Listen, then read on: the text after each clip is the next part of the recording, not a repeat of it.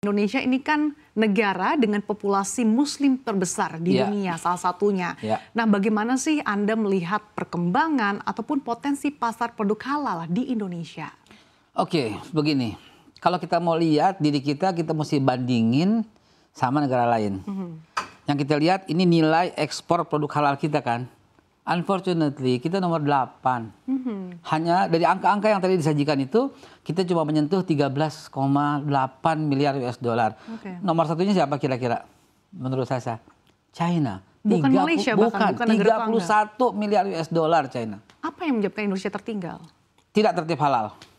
I guarantee you kalau tertib halal kita bisa menjadi nomor 1. Itulah yang membuat saya dikatakan tadi optimis sekali. Memang optimis sekali.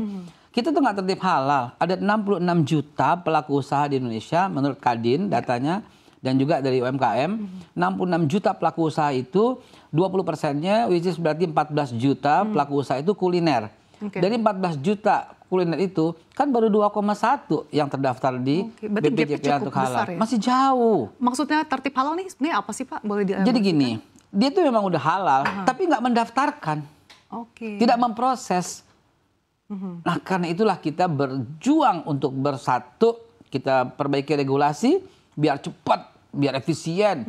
Yang kedua kolaborasi. Kita datangi semua yang terlibat, ada 9 kementerian dan 3 badan yang terlibat.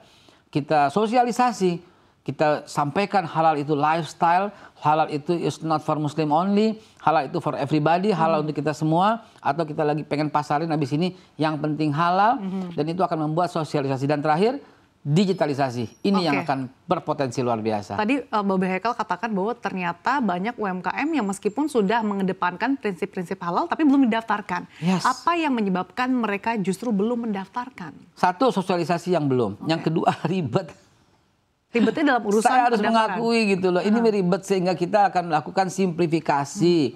Misalnya di pertanyaan, saya akan akan kita perbaiki lah. Intinya pertanyaan itu nggak semudah yang sekarang ini kan ribet banget gitu ya. Kita akan perbaiki dengan sangat mudah. Pertanyaannya untuk self declare hanya apakah mengandung pork atau tidak? Tidak, oke. Apakah mengandung alkohol? Tidak, tidak, oke. That's it. Itu simple sebenarnya.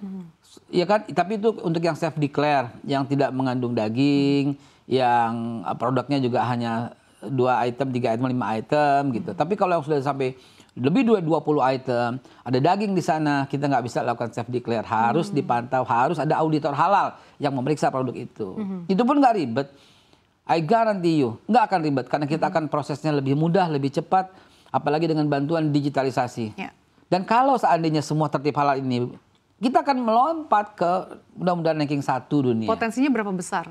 Kalau umpamanya ini gini ya, angka dari CNBC, saya malah mengutip CNBC tadi sebelum ke sini, itu ada 20.000 triliun transaksi halal dunia. 20,640, jadi 20 kuadriliun. Tahu Indonesia berapa? Cuma 637. 673. Kan masih jauh tuh seperti itu. Itu dengan 2 juta pelaku usaha saja dapat 637 triliun. 673 triliun. Itu baru 20%-nya.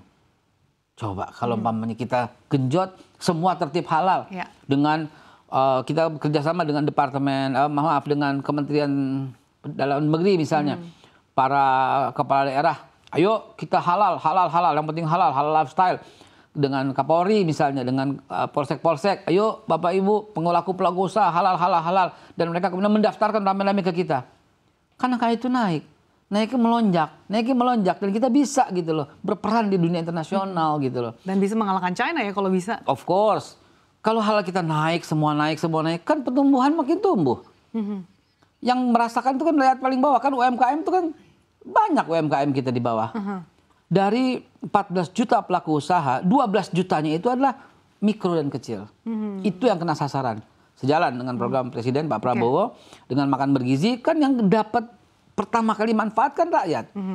71 triliun itu serentak langsung ngalir ke semua daerah. Dan apabila hal ini dapat, maka yang pengusaha daerah itu pun akan terangkat lagi. Inilah yang disebut ekonomi kerakyatan.